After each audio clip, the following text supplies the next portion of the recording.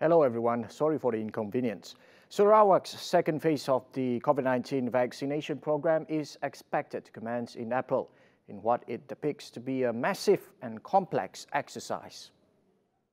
Deputy Chief Minister Dr. Amar Douglas Ugamba said it will involve vaccinating some 2 million consenting and eligible Sarawakians, comprising expatriates and foreign workers. He stressed that it is going to be a problem if the foreign workers are to be opted out from the immunization program. Uga, who is also the State Disaster Management Committee chairman, said the State Advisory Group would collaborate with other medical expert groups on the matter.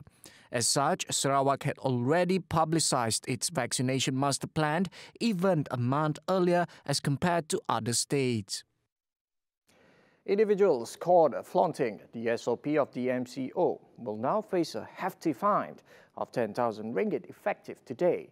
The police said the increase of fine from 1,000 ringgit to the 10,000 ringgit was simply to make people aware that the virus is still everywhere in case we forget. Its Inspector General Tan Sri Abdul Hamid Bado said the Emergency for Prevention and Control of Infectious Diseases Amendment Ordinance 2021 was gazetted beginning 12:01 a.m. today. Abdul Hamid said the decision to increase the value of the compound was not to punish the public excessively or allow the government to collect money from them.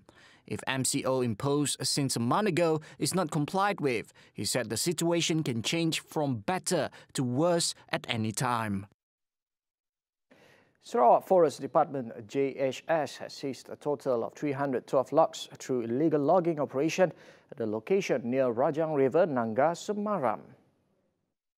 The seizure was carried out by Sarawak Forest Department Enforcement Team together with General Operation Force through intelligence and monitoring information conducted by SFD enforcement personnel to combat illegal logging activities at Batang Rajang River Canoid. Sarawak Forest Department Director Datuk Hamdan Muhammad said the seized logs were formed into rafts and transported in the strong currents of Rajang River did not have the physical requirements authorized by the department. All case items have been placed under the care of the Forest Department and further investigation will be carried out under Section 96(1) of Forest Ordinance 2015. The section provides for a fine between 25,000 ringgit and 150,000 ringgit or maximum 5 years jail or both upon conviction.